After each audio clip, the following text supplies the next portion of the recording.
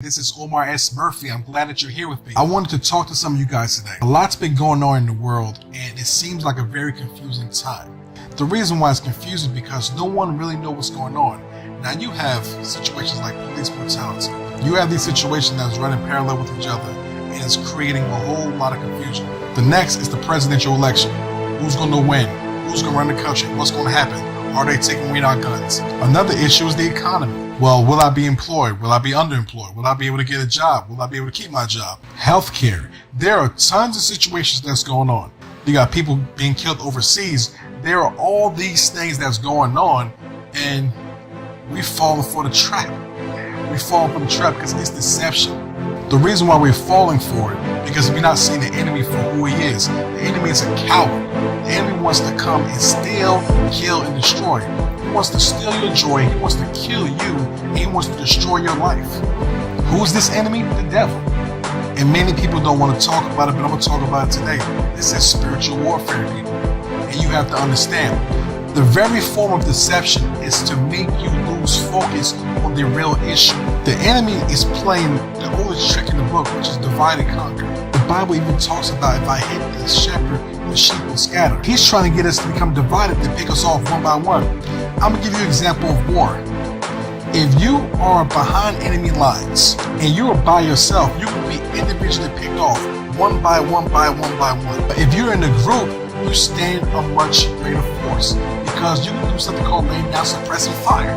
If you see the enemy attacking, the rest of your team can lay down suppressive fire. We as believers, we have that firepower of prayer, of supplication, of dedicating ourselves to the word, and above all, coming together. We have to learn to come together in spite of our differences. It's not about what church you go to. It's not about how much money you make, and it's for sure not about the color of your skin. The only thing the enemy is trying to do is make you focus on the small things. The small things of you looking different, you sounding different, you're not earning enough, or you're earning too much, or you're looking down with somebody, or you're looking in admiration, or you're being jealous. He's trying to get you so confused, so entangled into the cares of this world that you lose sight on the fact that God has the ultimate say in the battle.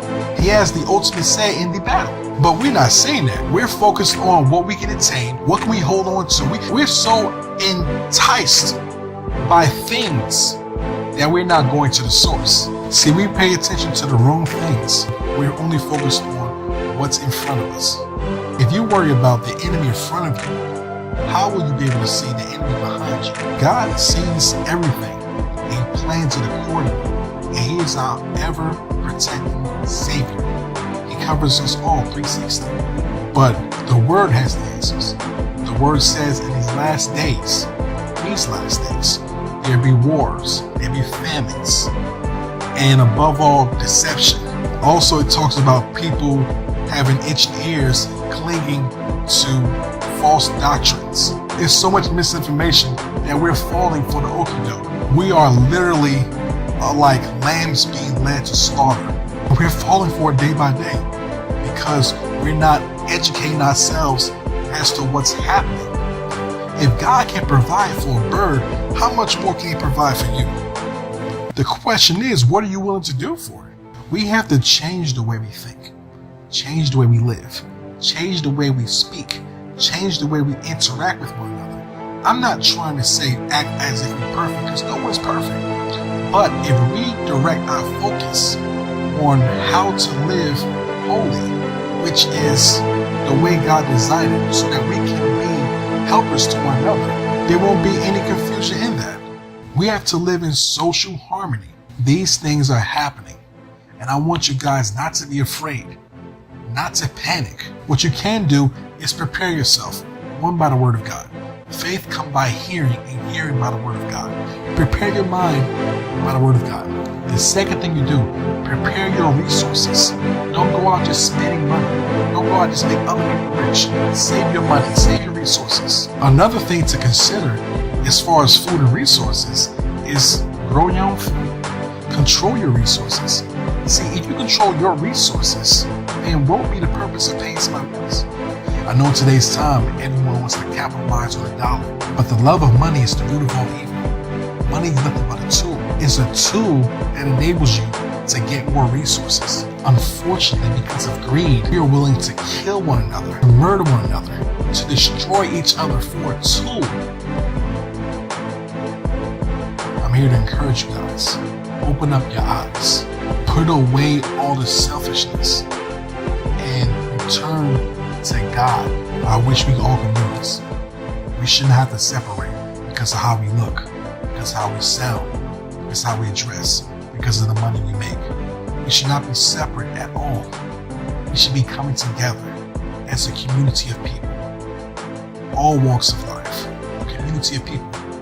I should not look at you because you're different. I should look at you because God made you who you are.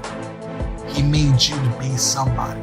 He made you to help me become better. And He made me to help you to become better. So who am I to judge you when you're God's perfect creation? It doesn't matter where you come from.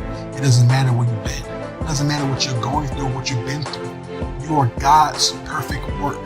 And if you return to Him, He can perfect those things in you which are ineffective and then turn around so that it can not only benefit you, but those around you. And therefore, we can be able to complete one another, not compete. God designed us so that we can work together. We can do this. We can get through this. But only by the grace of Jesus Christ. Only. So as I always say, if you want something different, do something different. But the difference is, you have to make up your mind and make a conscious decision to move forward in the purpose of God. I pray all of you will be able to hear this message. And please spread this message. Please just don't skim over it. Look at it at its entirety. If you want more encouraging videos or you just want to chat with me, please subscribe to my YouTube channel, Omar S. Murphy. Also like me on Facebook at Omar S. Murphy. Check me out on Twitter at TheRealOSM and on Instagram at TheRealOSM. It's been a pleasure. God bless all of you. Peace. I love you in the name of Jesus. And you guys have a very blessed day.